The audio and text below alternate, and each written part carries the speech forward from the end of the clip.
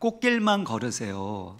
꽃길만 걸으세요 라는 말을 들을 때 참 우리의 마음이 따뜻해집니다. 어제 새가족 환영회를 진행을 했는데 스태프분들이 이 꽃길을 만드셨습니다. 그래서 모임을 마치고 이제 본당 로비 1층을 지나갈 때 꽃잎이 뿌려져 있었고 그렇게 꽃길을 이렇게 다 걸어가는 그런 것들을 만드셨는데 그 의미가 무엇인가라고 이렇게 말씀하시는 게 뭐냐면 꽃길만 걷는, 그래서 꿈과 사랑과 행복이 넘치는 그런 삶이 됐으면 좋겠다는 그런 의미로 이제 꽃길을 만드셨더라고요. 꽃길이라는 이 말은 사실은 신조어라고 합니다. 50여 명의 국어학자들이 신조어 3위로 꽃길을 이렇게 선정했다고 하는데요. 꽃길은 아름답고 향기로운 꽃잎이 떨어져 있는 길이지 않습니까? 그러니까 꽃길을 걷는다라는 것은 좋은 일만 있기를 원합니다. 또 행복한 삶을 살기를 바랍니다. 이런 뜻일 것입니다. 과거의 이와 비슷한 같은 말이라고 할 수 있는데 그 말이 뭐냐면 만사형통이라고 하겠습니다. 새해가 돼서 연하장을 보내게 될 때 거기 보면 새해에는 만사형통하세요. 또 그 연하장에 만사형통이라고 적혀 있는 그 카드를 연하장을 보낸 경험이 있으실 것입니다. 이처럼 우리 모두는 만사형통하기를 원하고 꽃길만 걷고 싶은 마음이 있습니다. 하지만 문제는 우리의 삶은 실제로 그리 형통하지 못하고 우리가 걷는 길이 꽃길이 아니라 가시밭길이라고 느껴질 때가 많다는 것입니다. 오늘 본문에 등장하는 요셉도 꽃길을 걷는 인생이 될 줄 알았는데 그렇지 않다는 것입니다. 아버지 야곱에게 남다른 특별한 사랑과 인정을 받았습니다. 옷은 채색 옷을 입었는데 마치 황태자로서 그 삶을 살아가는 모습처럼 보입니다. 꿈도 2번이나 꾸게 됐는데 어떤 꿈이냐면 형들이 묶은 곡식단이 있는데 요셉이 묶은 곡식단에 절하는 것입니다. 해와 달과 11별이 또 요셉에게 절하는데 이 해와 달과 11별은 아버지, 어머니 그리고 11 형제들을 의미하고 있습니다. 그러니까 모든 사람이 요셉에게 절하게 되어지는 어쩌면 황태자의 길을 걷는 것 같은 꽃길을 걷게 되는 꿈이라고 말할 수 있을 것입니다. 그러나 그가 걷게 된 길은 사실 꽃길이 아닙니다. 형들은 요셉을 죽이려고 했고 죽음의 구덩이, 멸망의 구덩이에 던져버렸습니다. 다행히 하나님의 은혜와 섭리로 구덩이에서 빠져나왔지만 인신매매로 은 20에 노예로 팔려가게 됩니다. 오늘 본문 1절을 보면은요, 요셉이 이끌려 애굽에 내려가매라고 되어 있습니다. 여기에서 이끌렸다라는 단어는 손발이 묶여서 노예로 끌려가다라는 뜻을 포함하고 있습니다. 애굽에 내려간다라고 했을 때 내려간다라는 것도 요셉이 인생 밑바닥으로 내려가게 됐다, 위에서 아래로 추락하여 밑바닥으로 내려갔다라는 뜻을 담고 있는 표현입니다. 요셉의 인생은 꿈을 향해 높이 올라가는 것이 아니라 오히려 그 꿈과는 정반대로 밑바닥으로 떨어지게 되고 노예로 살아가고 있는 것입니다. 그러니까 요셉이 걸어간 길은 꽃길이 아니라 상처와 고통으로 얼룩진 가시밭길이라고 말할 수 있습니다. 인생의 밑바닥으로 내려가는 고난의 길을 걸어가고 있더라는 것입니다. 그런데 성경은 요셉에 대해서 뭐라고 설명하냐 하면요, 2절을 한번 같이 읽겠습니다. 2절 시작. 여호와께서 요셉과 함께 하심으로 그가 형통한 자가 되어 그의 주인 애굽 사람의 집에 있으니. 요셉이 형통한 자가 되었다고 말하고 있습니다. 그런데 형통한 자가 돼서 어디에 거하고 있냐 하면 그의 주인 애굽 사람의 집에 있다는 것입니다. 노예 생활을 하고 있는데 형통하고 있다니 사실 앞뒤가 맞지 않는 말이 나오고 있는 겁니다. 사실 하나님이 형통함을 주시려면 요셉 안에 있는 억울함, 그래서 빨리 이 노예 생활에서 벗어나게 해서 자유인이 되어서 아버지 품으로 돌아가는 것이 형통함 아니겠습니까? 아버지 야곱처럼 아니면 이삭이나 아브라함처럼 그렇게 하나님이 축복하셔서 재물이 많아지고 큰 부자가 된다면 그러면 형통하다고 말할 수 있을 것입니다. 근데 요셉이 경험하고 있는 형통함은 야곱이나 이삭이나 아브라함과 같은 형통함과는 다른 측면을 보이고 있습니다. 요셉은 노예였기 때문에 아무리 노력하고 애써도 자기의 소유가 늘어나지 않습니다. 또 잘 살고 형통해 봤자 노예 생활을 더 잘하는 것일 뿐입니다. 열심히 생활하고 또 하나님이 형통해 주셔서 결국에 하게 되는 것은 노예 생활이라면 그것을 어찌 형통이라고 말할 수 있겠습니까? 이런 것을 볼 때 우리가 생각하는 형통함과 성경이 말하는 형통함이 다르다라는 것을 우리는 알게 됩니다. 과연 성경에서 말하고 있는, 말씀하고 있는 형통함은 무엇인지 오늘 살펴보고자 하는데요. 2절을 보면 여호와께서 요셉과 함께 하심으로 라고 되어 있습니다. 이 표현이 참 중요한 이유는 성경에서 이 요셉 스토리를 기록해 나가게 될 때 여기에서 하나님의 이름이 처음 등장하게 되고, 하나님이 어디에 계신다고 하죠? 요셉과 함께 계셨다라는 것입니다. 사실 요셉이 구덩이에 떨어지게 되는 그 과정들, 또 은 20에 팔려가는 과정들, 얼마나 고통스럽고 상처가 많은 그 시간들입니까? 그때 요셉이 어떤 생각을 하고 어떤 질문을 했을까요? 내가 무엇을 잘못했길래 이런 고난과 고통을 겪어야만 하는가?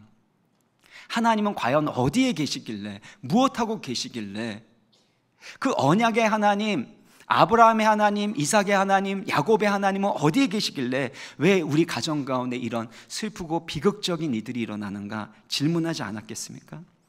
근데 성경을 보면 그 모든 창세기 37장에 하나님의 이름, 여호와의 이름이 단 한 번도 기록되지 않았다는 것입니다. 그러니까 요셉은 어쩌면 하나님의 부재, 하나님이 계시지 않는 것처럼 그렇게 느껴지는 상황에 처했다고 말할 수 있는 것입니다. 그런데 여기 2절에서 하나님이 바로 요셉과 함께 하고 계신다고 말씀합니다. 인생의 가장 밑바닥에서 고통받고 있을 그때에 하나님의 꿈이 깨진 것 같고, 그래서 절망스러운 그 상황에 있을 때에 하나님이 요셉과 함께 하고 계신다는 겁니다. 우리가 생각하는 하나님의 사랑과 실제로 하나님이 우리 가운데 주시는 사랑이 다른 것이 여기 있습니다. 우리는 하나님이 사랑하신다면 힘들고 어려운 이들을 피할 수 있도록 해주셔야 된다고 생각합니다. 하나님이 살아계신다면 실패하지 않도록, 고통당하지 않도록 해주셔야 된다고 생각합니다. 그러나 하나님의 사랑은 그렇지가 않다는 거예요. 우리가 고난의 길, 실패의 길을 겪지 않는 것이 사랑이 아니라, 하나님이 함께 하시면 고통과 어려움을 겪지 않는다는 것이 아니라, 때로는 고난의 길에서도 우리와 함께 하시는 것, 때로는 이해할 수 없는 고통과 슬픔 가운데서도 우리와 함께 아파하시고 눈물 흘리시고 우리와 함께 하시는 것이 하나님의 사랑이라는 것입니다. 사랑하는 여러분, 우리 인생 가운데 무슨 일을 경험하든지 간에 아무리 인생의 밑바닥에 있고 하나님이 계시지 않는 것처럼, 함께 하시지 않는 것처럼 느껴지는 그 순간에도 우리 하나님 아버지께서는 우리와 함께하고 계심을 믿으시기를 바랍니다. 하나님이 우리와 함께 하시기 때문에 우리가 해야 할 일, 또 할 수 있는 일이 세 가지가 있는데요. 먼저 그것을 말씀드리려고 합니다. 첫 번째로는 현실의 문제와 삶의 고통을 받아들일 수 있고 거기에서 다시 시작할 수 있다는 것입니다. 스카펙이라는 베스트셀러 작가가 아직도 가야 할 길이라는 책을 썼습니다. 제가 참 좋아하는 책 중에 하나인데요. 이 책의 첫 시작을, 첫 문장을 이렇게 시작합니다. 삶은 고해다, 삶은 고통의 바다다 라고 이렇게 첫 문장을 시작합니다. 삶이 고통스럽다는 평범하고 위대한 사실을 사람들이 받아들이지 않기 때문에 현실에서 부딪히는 문제들, 삶의 어려움들로 인해서 삶이 너무 가혹하다고 불평하게 된다는 것입니다. 더 나아가서 인생의 문제와 고통을 피하려는 태도, 이 태도가 정신건강을 해치는 원인이 된다고 말하면서 이 칼 융의 말을 인용합니다. 노이로제는 이 신경증이라는 것은 항상 마땅히 겪어야 할 고통을 회피한 결과라는 겁니다. 우리 인생 가운데 고난과 고통을 좋아하는 사람이 누가 있겠습니까? 그런데 우리 인생을 살면서 당연히 겪어야 될 고통이 있지 않습니까? 결혼을 하게 되면, 아이를 키우게 되면, 직장생활을 하게 되면 누구나 겪게 되는 그런 과정들이 있는데, 항상 마땅히 겪어야 할 이 고통을 회피하게 되어질 때 신경증에 걸리게 된다는 것이죠. 그러니까 우리 인생 가운데 많은 문제들, 고통이 있는데 그것을 피하려고 하는 것이 정신적인 건강을 악화시키고 우리의 인생을 더욱더 불행하게 만든다는 것입니다. 근데 요셉은 다르게 살아갑니다. 2절을 보면은요, 여호와께서 요셉과 함께 하심으로 그가 형통한 자가 됐다고 합니다. 그리고 나서 어디에 있다고 얘기해요? 그의 주인 애굽 사람의 집에 있었다는 것입니다. 한번 생각해 보시기 바랍니다. 요셉이 가장 벗어나고 싶은 고통의 자리는 어디일까요? 요셉이 형통하게 되어서 정말로 가고 싶은 곳은 어디일까요? 아버지의 집 아닐까요? 그리고 가장 고통스럽고 벗어나고 싶은, 회피하고 싶은 자리는 사실은 애굽 사람의 집, 노예 생활입니다. 근데 거기에서 형통한 자로 살아가고 있다라는 것입니다. 요셉은 자기가 있는 이 노예 생활을 하는 보디발의 집에 결단코 벗어날 수 없다라는 것을 알고 있었습니다. 벗어날 수 없는, 회피할 수 없는 그 상황을 요셉은 부정하거나 원망하거나 분노하지 않습니다. 그 상황을 모두 다 받아들이는 것을 볼 수가 있습니다. 만약에 요셉이 바꿀 수 없는 현실, 회피할 수 없는, 벗어날 수 없는 현실을 부정했다면, 원망하고 불평했다면 어떻게 됐을까요? 그의 마음과 영혼은 병들어가게 되고 더욱더 불행한 삶을 살지 않을 수가 없었을 것입니다. 그러나 요셉은 도망갈 수 없는 현실의 상황, 벗어날 수 없는 그 상황 가운데서 이 현실을 받아들인다는 겁니다. 하나님이 함께 하실 때 우리 가운데 일어나는 일이 있다면 지금은 고통스럽고 힘든 문제와 어려움이 있지만 그것들을 받아들임으로 거기에서부터 시작하게 된다는 것입니다. 성경에 기록된 믿음의 사람들의 특성도 마찬가지입니다. 고난과 어려움이 없었다는 것이 아니라 현실의 고난과 고통스러운 상황을 하나님의 마음과 지혜로 받아들이고 거기에서부터 시작하는 것을 볼 수가 있습니다. 아무리 고통스러운 자리라고 할지라도, 아무리 우울하고 절망적인 자리라고 할지라도 거기에도 하나님이 함께 하시고 거기에서도 하나님이 일하고 계시기 때문에 그 현실을 받아들이고 다시 시작할 수 있었다라는 것입니다. 사랑하는 여러분, 우리 인생 가운데 무슨 일을 만나든지 간에 하나님이 함께 하시면 어떤 현실이라도 받아들이고 거기에서 다시 시작할 수 있는 줄 믿고 그 현실을 받아들이고 다시 시작하시기를 주의 이름으로 축원합니다. 이때 두 번째 이 내용과 연결이 되는데 현재 지금 여기에서 최선을 다하게 된다는 겁니다. 4절의 말씀 우리 같이 한번 읽어보겠습니다. 4절 시작. 요셉이 그의 주인에게 은혜를 입어 섬김에 그가 요셉을 가정 총무로 삼고 자기의 소유를 다 그의 손에 위탁하니. 요셉은 보디발의 집에서 노예 생활을 하고 있는데 자신에게 주어진 모든 일들을 성실하게 책임감 있게 감당하는 것을 보게 됩니다. 이것이 요셉의 아주 중요한 특징입니다. 과거의 사건과 상처에 얽매이지 않고 현재에 집중하고 있다는 것입니다. 요셉이 어떤 고난을 겪었습니까? 어떤 고통스럽고 끔찍한 사건을 겪었습니까? 아버지의 말씀에 따라서 성실하게 형들에게 갔는데 형들은 요셉을 죽이려고 했고 인신매매로 팔아버렸습니다. 그러면 요셉의 마음 가운데 이런 생각이 들겠죠. 어떻게 나에게 이런 일들이 있을까?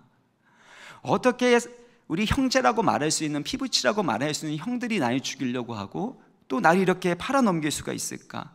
나의 사랑하는 아버지를 다시는 볼 수 없다는 것이 내 마음 가운데 너무나도 큰 고통과 슬픔이 된다. 저는 그 마음 가운데 큰 분노가 일어났을지도 모릅니다. 어쩌면 이 과거에 있었던 그 일들 때문에 후회하면서 내가 그때 했었던 말, 그 행동 때문에 이런 일이 있었을까라고 과거에 대한 후회와 자책감 가운데 살았을지도 모릅니다.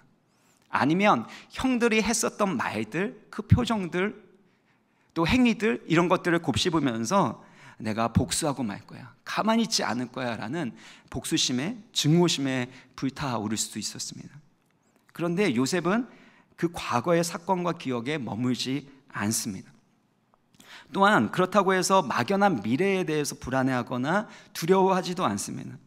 노예 생활을 열심히 하는데 무슨 소용이 있겠어? 뭐가 달라지겠어? 나의 미래에 희망이 있겠어? 내가 자유인이 될 수 있을까? 이렇게 예측하지도 않습니다. 이런 불확실한 상황 가운데서 모든 것을 사실은 포기하고 싶은 마음이 생길 수 있는데 요셉은 최선을 다합니다. 사실 생각해 보세요. 요셉에게 왜 이런 고통스러운 일이 일어났을까? 이런 질문을 할 때마다 하나님께서 걱정하지 마라. 너가 지금 고난을 겪고 있지만 총리가 될 거야. 넌 지금 총리 수업 받고 있는 거야 라는 그 말씀을 요셉에게 해주셨다면, 그러면 조금이나마 위로와 소망이 될지도 모르겠습니다. 그런데 하나님은 요셉에게 그가 총리가 될 것에 대해서 조금도 말씀하시지 않았다라는 겁니다. 그가 현실에 집중하고 최선을 다할 수 있었던 것은 지금 나와 함께 하시는 하나님을 의지했기 때문이라는 겁니다. C.S. 루이스는 하나님의 시간은 영원한 현재라는 말을 했습니다. 하나님의 시간은 영원한 현재라는 겁니다. 하나님께서 천지 만물을 창조하실 때에 시간과 공간도 창조하셨습니다. 그러니까 시간과 공간 안에서 하나님이 일하시지만 시간과 공간에 제한을 받지는 않으시는 것입니다.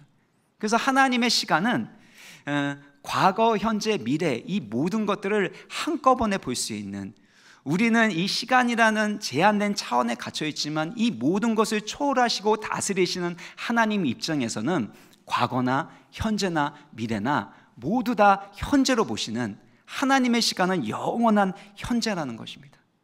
그리고 우리 그리스도인 하나님의 백성이 살아가야 하는 시간도 바로 현재라는 것입니다. 바꿀 수 없는 그 과거 때문에 고통하고 후회하고 분노 가운데 살아가는 것이 아닙니다. 또 예측할 수 없는, 어떻게 달라질지 모르는 미래에 대해서 불안하고 두려워해서도 안 되는 것입니다.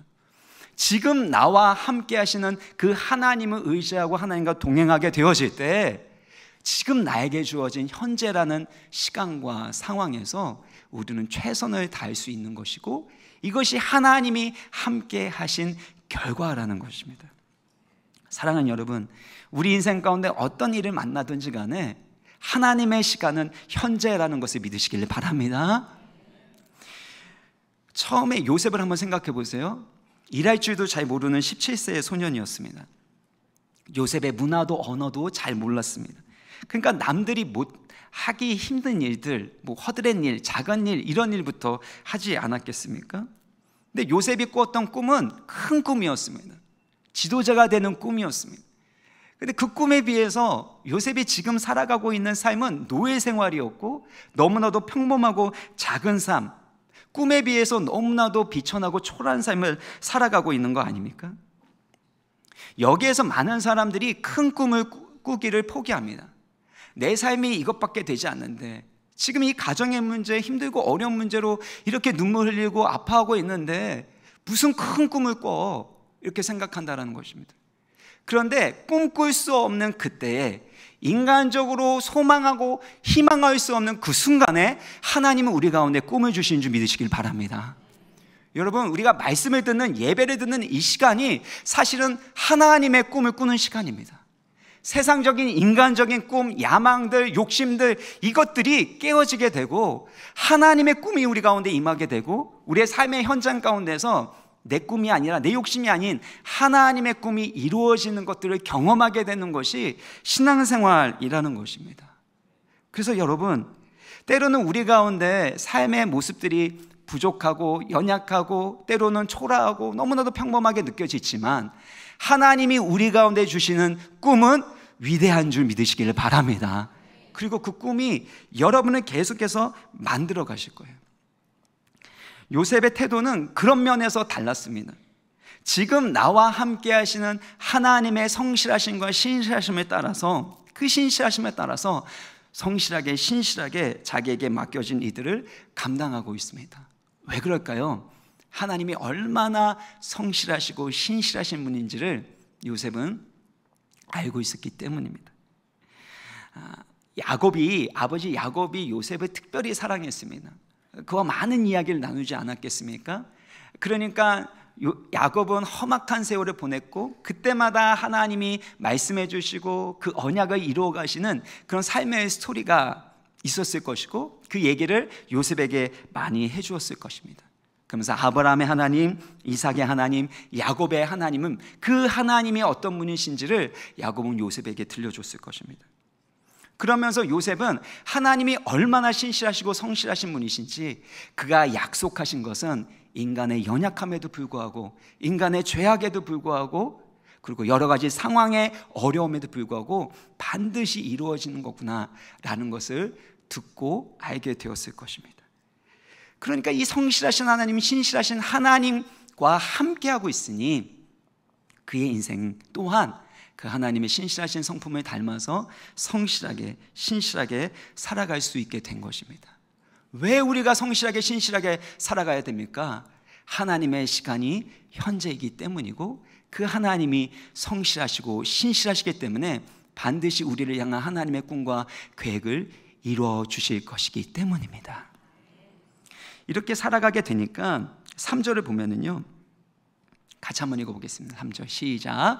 그의 주인이 여호와께서 그와 함께 하심을 보며,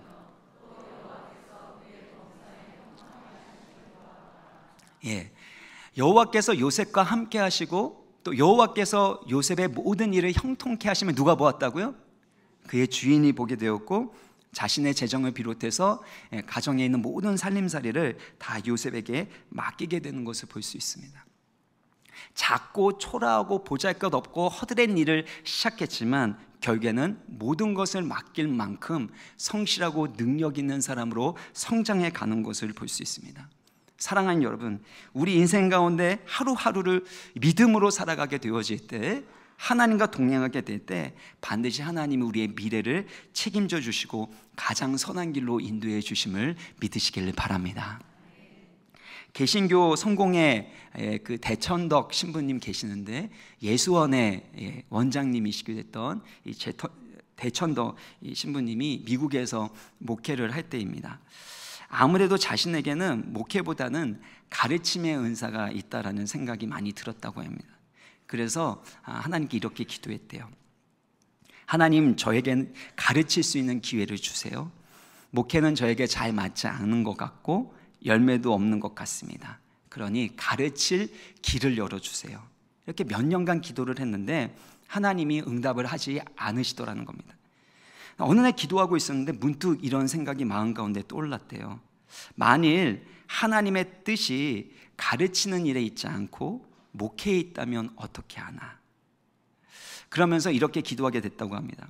하나님, 만일 목회하는 것이 하나님의 뜻이라면 지금 제가 하는 목회를 더 잘 감당할 수 있도록 지혜와 능력을 주십시오.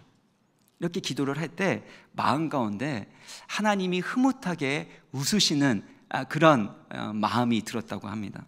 그러면서 하나님 또한 이런 마음을 주시더라는 겁니다. 왜 진작에 그렇게 기도하지 않았니? 지금 너가 하는 목회를 위해 기도했더라면 너에게 목회의 기쁨도 주고 가르치는 길도 열어주었을 텐데. 그리고 그렇게 기도 응답을 받은 이후에 1년 후에 성공의 신학교의 학장으로 부름을 받게 되었다고 합니다. 사랑하는 여러분, 지금 우리가 무슨 일을 하든지 간에 나와 함께 하시는 하나님 안에서 최선을 다하게 되면, 그러면 하나님이 우리의 인생을 책임져 주시고 인도해 주시더라는 것입니다.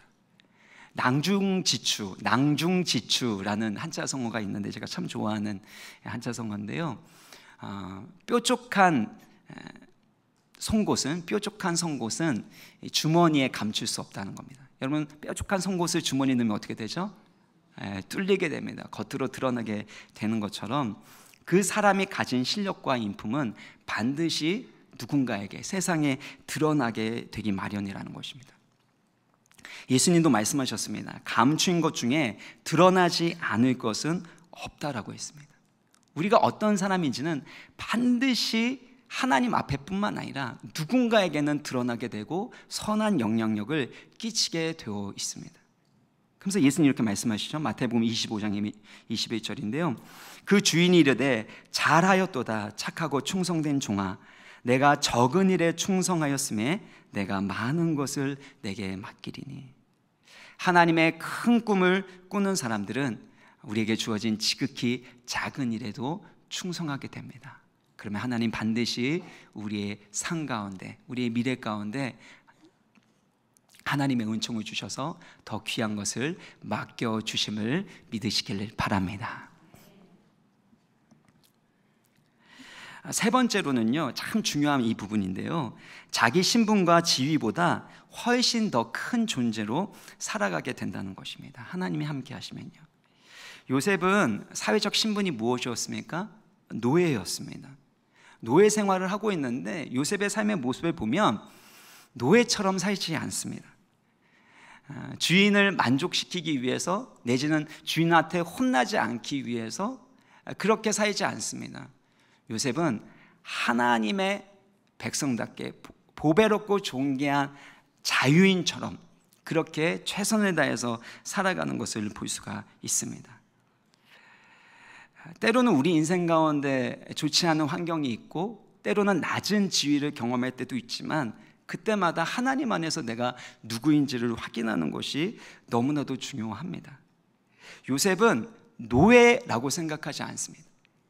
노예로 살아가고 있지만 노예처럼 살지 않습니다. 왜냐하면 하나님 안에서 그가 얼마나 보배롭고 존귀한 하나님의 백성인지를 그는 확신했고 그 은혜 가운데 살고 있었기 때문이라는 것입니다. 그래서 중요한 것은 어떤 상황이나 여건이 아닙니다. 내가 자유인이라고 생각하면 노예 위치에 있을지라도 자유인처럼 사는 겁니다.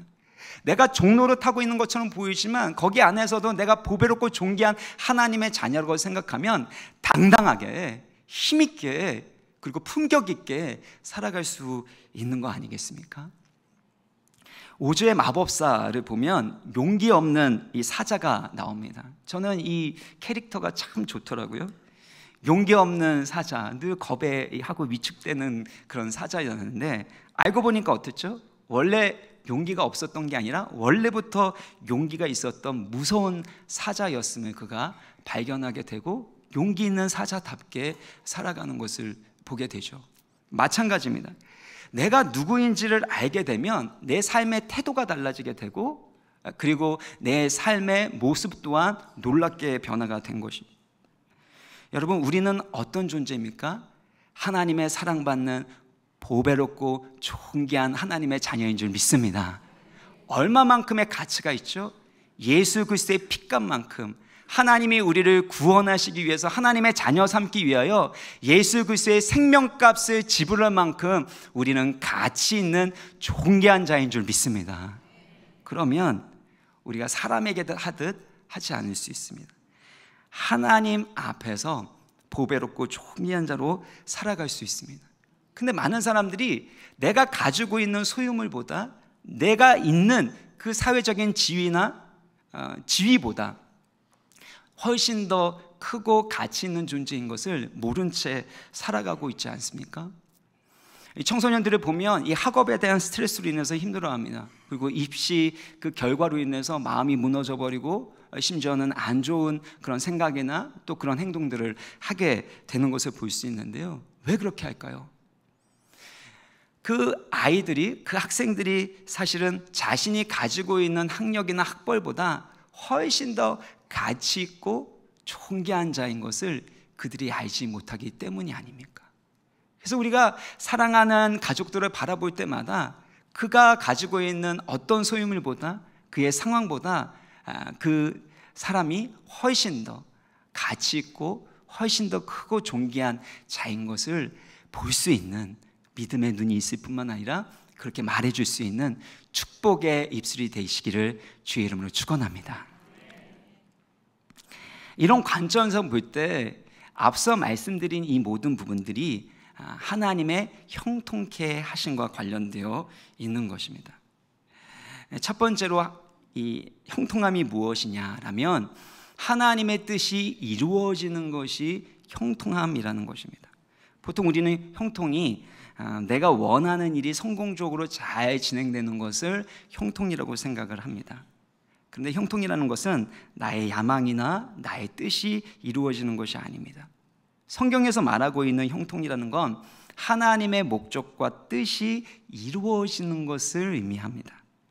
시편 1편 3절을 보면 그는 시냇가에 심은 나무가 철을 따라 열매를 맺으며 그 잎사귀가 마르지 아니함과 같으니 그가 하는 모든 일이 다 형통하리로다. 하는 모든 일이 형통하다는 것에 대해서 무엇에 비유를 하고 있죠? 시냇가에 심은 나무를 비유하고 있습니다. 열매 맺는 나무의 목적은 무엇이죠? 잎사귀를 많이 내고 꽃을 피는 게 아닙니다. 열매 맺어야 될 나무, 과실나무는 열매 맺는 것이 그 목적을 다하는 것이고 그것이 형통하다는 것입니다. 우리의 인생이 형통하다라는 것은 하나님이 우리 가운데 계획하시고 뜻하신 바 그 열매가 맺혀지는 것을 의미하고 있는 것입니다. 그런 의미에서 봤을 때 요셉은 형통한 삶을 살아가고 있는 거죠. 하나님이 함께 하시기 때문에 고통스러운 현실을 받아들이고 거기에서부터 다시 시작하는 것을 보이게 됩니다. 하나님의 시간, 현재에 최선을 다하게 됩니다. 그리고 자신의 신분, 자신의 상황보다 자신이 하나님 안에서 훨씬 더 크고 존귀한 자라는 것을 알고 그 가치에, 그 정체성에 걸맞는 삶을 살아가게 되는 것입니다. 이게 형통하다라는 것입니다. 이 형통함을 보디발이 보게 된 것이죠. 보디발은 하나님을 믿지 못하는 영적으로 어두운 사람이었습니다. 근데 어떻게 요셉에게 하나님의 함께 하심을 보게 되었을까요? 어떻게 하나님이 요셉을 형통케 하시는 그 손길을 보게 되었을까요? 요셉의 그 모습 때문입니다. 어떤 상황에서도 기죽지 않고 당당할 수 있는, 다른 노예들은 저마다 사연이 있습니다. 종으로 팔리게 되는 데는 저마다 상처와 트라우마가 있는데 마치 그런 과거와 상처가 없는 사람처럼 현재에서 만족하면서 기쁨으로 그렇게 살아가고 있는 모습을 보니까 저 사람은 보통 사람이 아니구나, 그냥 보통 사람, 그냥 인간의 모습이 아니구나, 특별히 어떤 신이 함께하는 존재구나 라는 것을 느끼게 되었다는 것입니다. 사랑하는 여러분, 우리가 하나님이 함께 하시는 사람이 된다면 내가 가진 것보다, 나의 상황보다 내가 더 큰 존재인 것을 확신하고 그에 걸맞는 삶을 살아가게 되어질 때 세상 사람들이 가질 수 없는 영적인 기쁨과 품격이 있게 되는 줄 믿으시길 바랍니다. 그러면 당당할 수 있습니다. 다른 사람이 나를 어떻게 대하든지 간에, 어떻게 평가하든지 간에 하나님 안에서 내가 얼마나 영광스럽고 보배로운 존재인지를 알게 되면 그에 걸맞게 말하고 행동하고 살아갈 수 있게 되는 것입니다. 그러면 결국에는 내가 있는 곳 가운데서 인정받게 되고 선한 영향력을 끼치게 되는 것입니다. 그런 의미에서 요셉은 하나님의 뜻이 이루어지는 삶을 살아가고 있었던 거예요. 단기적으로 봤을 때는 노예 생활하고 있는 것처럼 보이지만 이제 다음에 살펴보겠지만 또 누명을 쓰고 감옥 생활을 하게 되는데 거기에서도 하나님이 함께 하심으로 형통했다라는 표현이 나옵니다. 결국엔 하나님의 더 큰 그런 목적과 계획이 요셉의 삶 가운데 이루어지고 있는 것이죠. 우리도 마찬가지입니다. 하나님이 우리를 하나님의 형상으로 빚어가시고 또 그렇게 변화시키시고, 그래서 우리를 통해서 하나님의 성품과 형상을 드러내기를 원하시기 때문에 고난의 자리에서도, 성공의 자리에서도, 실패의 자리에서도 하나님이 계속해서 일하고 계시기에 우리는 형통한 사람인 줄 믿으시길 바랍니다. 사도 바울이 형통에 대해서 이렇게 말하고 있습니다. 빌립보서 4장 13절인데요 같이 한번 읽겠습니다. 시작. 내게 능력 주시는 자 안에서 내가 모든 것을 할 수 있느니라. 내게 능력 주신 자 안에서 모든 것을 할 수 있다는 것은 내가 원하는 학교에 진학할 수 있게 되는 것, 내가 원하는 직장에 들어가서 내가 원하는 연봉과 내가 원하는 성공의 결과를 얻을 수 있다는 뜻이 아닙니다. 이 뜻은요, 이 11절을 보면 어떠한 형편이든지 나는 자족하기를 배웠노니, 어떤 형편과 상황에서도 만족할 수 있는 것을 배워나가는 것, 이것이 내게 능력 주신 자 안에서 모든 것을 할 수 있는 형통이라는 것입니다. 우리 12절의 말씀 같이 한번 읽어보겠습니다. 시작. 나는 비천에 처할 줄도 알고 풍부에 처할 줄도 알아. 모든 일 곧 배부름과 배고픔과 풍부와 궁핍에도 처할 줄 아는 일체의 비결을 배웠노라. 어떤 상황과 여건 가운데서도 만족하고 감사하고 내 가운데 주어진 모든 일들, 특별히 그 사명을 집중해서 잘 감당할 수 있는 능력이, 형통함이 바로 사도 바울의 삶 가운데 있었고 그것을 체득하고 배웠다라고 고백하고 있는 것입니다. 사랑하는 여러분, 때로는 우리 인생 가운데 힘들고 어려운 일들, 메마름과 부족함을 경험할 수 있지만 그 모든 일들 가운데서도 만족할 수 있고 어떤 형편이든지 간에 하나님이 주신 사명을 넉넉히 감당할 수 있는 하나님이 함께 하시는 형통의 사람 되시기를 주의 이름으로 축복합니다. 두 번째, 형통이라는 것은 남들을 위한 축복의 통로가 된다는 것입니다. 5절의 말씀에 보면 그가 요셉에게 자기의 집과 그의 모든 소유물을 주관하게 한 때부터 여호와께서 요셉을 위하여 그 애굽 사람의 집에 복을 내리심으로 여호와의 복이 그의 집과 밭에 있는 모든 소유에 미친지라.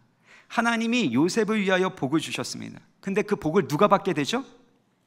애굽 사람 집입니다. 보디발과 그의 집에 있는 모든 사람들이 복을 받게 되는 것을 볼 수가 있습니다. 한마디로 요셉은 복덩어리가 된 것입니다. 이것은 아브라함에게 주신 축복이고 사명이기도 했습니다.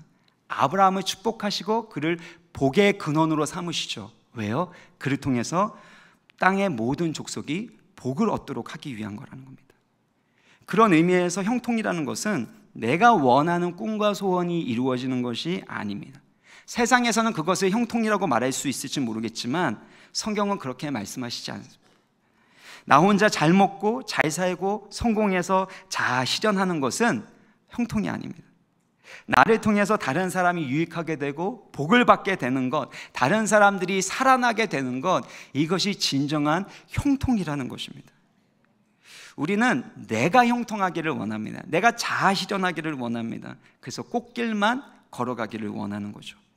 근데 성경이 말씀하는 진정한 형통은 어떤 상황에서도 하나님 말씀에 순종하고 하나님의 뜻이 나의 삶 가운데 이루어지는 것을 의미합니다. 더 나아가서 내가 복덩이가 되는 거죠. 내가 잘 되는 것이 아니라, 내가 잘 되는 걸로만 끝나는 것이 아니라 나를 통해서 다른 사람들이 살아나고 복을 받게 되는 것, 이것이 진정한 형통이고 우리가 맺어야 될 열매라는 사실을 기억하시기를 바랍니다. 이 일을 위해서 예수님이 이 땅에 오셨습니다. 빌립보서 2장 6절 7절 말씀을 같이 읽겠습니다. 시작. 그는 근본 하나님의 본체시나 하나님과 동등됨을 취할 것으로 여기지 아니하시고 오히려 자기를 비워 종의 형체를 가지사 사람들과 같이 되셨고, 온 우주 만물을 창조하신 하나님의 아들 예수 그리스도는 하나님 아버지와 동등된 분이셨습니다. 창조주 하나님이셨습니다. 그런데 하나님과 동등됨을 취할 것으로 여기지 않으시고 자기를 비워서 어떤 형체로 오셨습니까? 종의 형체로 오신 것입니다. 종의 길을 걸어가게 된 것입니다. 예수님은 우리를 구원하기 위해서 꽃길을 걸어가신 것이 아니라 가시밭길, 십자가의 길을 걸어가셨다라는 것입니다. 우리를 죄와 사망의 그 권세로부터 자유케 하기 위해서 우리 가운데 있는 욕심과 탐심과 두려움과 근심으로부터, 증오로부터 자유케 하기 위해서 종의 모습으로 오셨고 종의 삶을 살아가셨다는 겁니다. 빌립보서 2장 8절의 말씀을 같이 한번 읽겠습니다. 시작. 사람의 모양으로 나타나사 자기를 낮추시고 죽기까지 복종하셨으니 곧 십자가에 죽으심이라. 우리를 구원하기 위하여 십자가에 죽기까지 복종하셨고, 그리고 그의 십자가의 능력으로, 사랑으로 우리를 구원하시고 자유케 하셨다는 것입니다. 누가 예수님의 이런 모습을 형통하지 않다라고 말할 수 있겠습니까? 그렇지만 인간적인 관점으로 보면 예수님은 십자가의 길을 걸어가셨고 가시밭길을 걸어가셨고 그리고 종의 모습으로 살아가셨습니다. 인간적으로 봤을 때는 사실은 형통하지 않은 것처럼 보이지만 이 세상의 그 누구보다도 가장 행복하고 형통한 분이셨음을 믿으시기를 바랍니다. 그의 가시밭길을 걸으시고 십자가의 길을 걸어가심으로 말미암아 우리가 구원받고 생명과 소망을 얻게 되었습니다.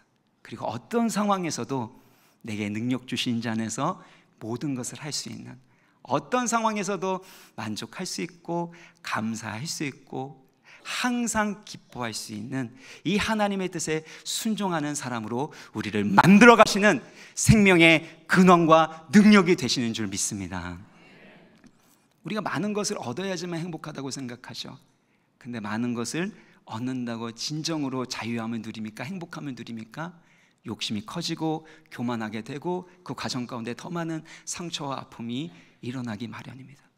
꽃길을 걸어가는 그 과정 가운데 누군가에게 고통과 상처를 줄 때가 많을 수밖에 없는 것이 우리 인생입니다.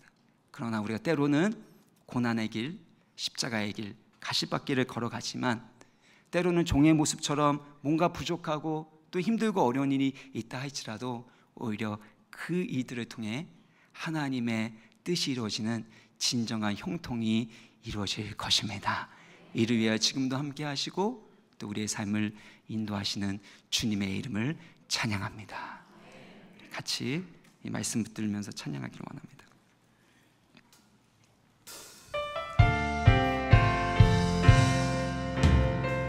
우리 마음을 다하여 우리 이 찬양 주님 앞에 올려드리기를 원합니다. 주님과 함께하는 이 고요한 시간, 주님의 보좌 앞에 내 마음을 쏟네. 모든 것 아시는 주님께 감출 것 없네. 내 맘과 정성 다해 주 바라나이다. 주님과 함께하는 이 고요한 주님의 보좌 앞에 내 마음을 쏟네. 주님의 보좌 앞에 내 마음을 쏟네. 모든 것 아시는 주님께 감출 것 없네. 내 맘과 정성 다해 주 바라나이다. 온 맘 다해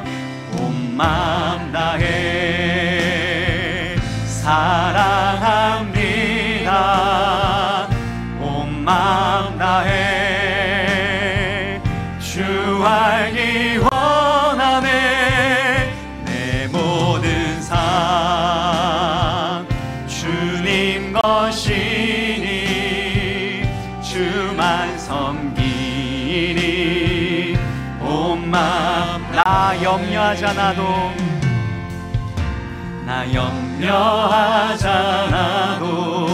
내 쓸 거나 나 오직 주의 얼굴 구하게 하소서.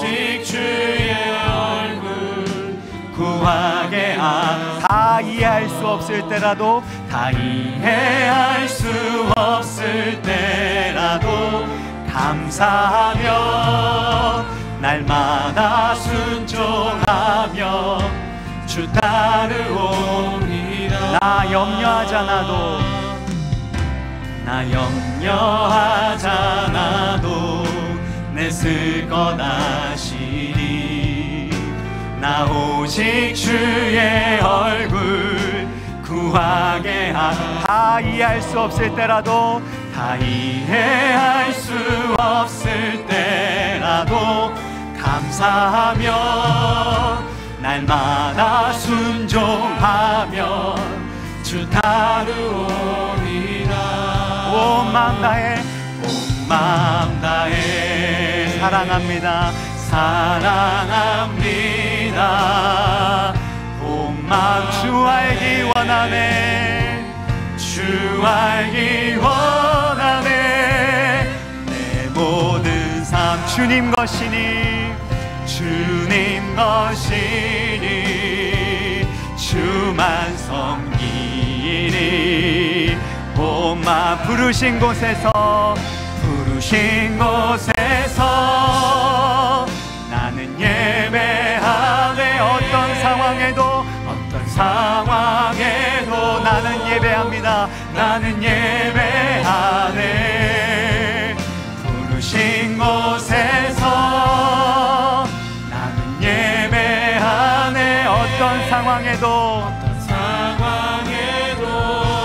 나는 예배. 내가 걸어갈 때 길이 되고, 내가 걸어갈 때 길이 되고 살아갈 때 삶이 되는 그곳에서 예배하네. 내가 걸어갈 때 길이 됩니다.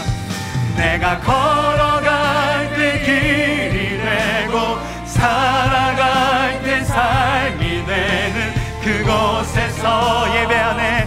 우리 다시 한번 믿음을 찬양합니다. 내가 걸어갈 때 길이 되고, 내가 걸어갈 때 길이 되고 살아갈 때 삶이 되는 그곳에서 예배하네. 주님께서 이렇게 만들어 주십니다. 내가 걸어갈 때 길이 되고 살아갈 때 삶이 되는 그곳에서 예배. 부르신 곳에서, 부르신 곳에서 나는 예배하네. 어떤 상황에도 나는 예배.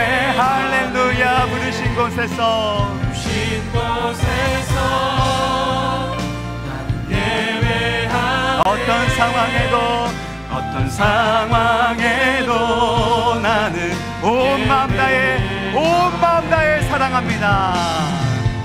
온 마음 다해 사랑합니다. 온 마음. 주 알기 원합니다. 주 알기 원하네. 내 모든 삶 주님 것이니, 주님 것이니 주만 섬기니 온 마음 다해. 우리가 걸어가는 그 길이 꽃길이 되기를 원하고 형통하기를 원하지만 때로는 가시밭길을 걸어가는 것 같고 때로는 고난의 길을 걸어가는 것 같을지라도 하나님께서 우리와 함께하고 계시는 줄 믿습니다. 고통스러운 현실을 받아들일 수 있는 지혜를 허락하여 주옵소서. 하나님의 시간 현재에 집중할 수 있는 믿음과 힘을 허락하여 주옵소서. 무엇보다도 나의 가지고 있는 것들, 나의 학력이나 재력이나 어떤 사회적 지위보다 내가 훨씬 더 큰 사람이라는 것을 하나님의 은혜 가운데 복음 안에서 확인하게 하여 주시고 그 정체성에 걸맞는 삶을 살아갈 수 있도록 우리 모두를 주의 성령으로 충만케 하여 주옵소서. 그래서 하나님의 뜻이 이루어지게 하여 주시고 많은 사람을 축복하는 축복의 통로로 쓰임받게 하여 주옵소서. 이런 형통한 삶이 될 수 있도록 하나님이 함께 하여 주시도록 주여 한번 간절히 부르고 간절히 기도하도록 하겠습니다. 주여. 아버지 감사합니다. 주님께서 베풀어주신 놀라운 특별히 우리 자리에 주신 말씀을 우리가 또다시 한번 우리가 형통한 은혜를 누리며 나아가게 하시는 것 감사합니다. 요셉의 누렸던 형통의 길을 우리가 생각해볼 때에 세상의 시각과 관점에서 바라볼 때에 그것이 결코 형통이 아닌 것처럼 보이지만 정말 그 길이 꽃길이 아닌 가시밭길과 같은 아버지 그런 느낌이 들 때도 너무나 많지만 그 모든 걸음 가운데서 하나님께서 선으로 인도하시고 가장 좋은 길로 인도하시고 주님의 그 놀라운 일을 생각해볼 때 우리가 어떠한 상황에서 만족하는 마음을 가지고 정말 내가 걷는 그 길이 가장 행복한 길이고 가장 길임을 깨닫게 될 때 그것이 바로 형통의 길임을 우리가 경험하게 하시는 것 감사합니다. 내게 능력을 심지 않아서 우리에게 허락하신 우리에게 예배하신 그 형통의 길을 걸어갈 때 아버지 정말 주님 아버지 주님께서 걸어가신 그 십자가의 길을 우리가 생각하게 하시고 주님의 그 길이 그 이 세상 어떠한 길보다도 형통한 길이었음을 우리가 기억할 때 우리에게 처한 모든 상황 속에서 참된 감사와 아버지 참된 아버지 은혜를 고백하며 살아갈 수 있도록 주님 우리의 삶이 될 수 있도록 주님 함께하여 주시옵소서. 내 삶의 삶 속에서 주님을 더욱더 붙들고 의지하며 나아갈 수 있는 아버지 우리의 모든 삶이 될 수 있도록 주님 함께하여 주시옵소서. 우리 이 자리에 모인 모든 성들의 바람이 있다면 아버지 바로 그러한 형통의 길임을 우리가 주님 온 마음 다해 주님을 사랑하게 하시고 아버지 주님을 의지하게 하여 전심으로 주님 내가 걸어가는 그 길을 아버지 밝히 비춰주시는 그 길이 우리 결단하는 마음으로 다 같이 일어나서서 온 마음 다해 찬양합니다. 온 마음 다해 사랑합니다. 사랑합니다. 온 마음 다해 주 알기 원하네. 주 알기 원하네. 내 모든 삶 주님 것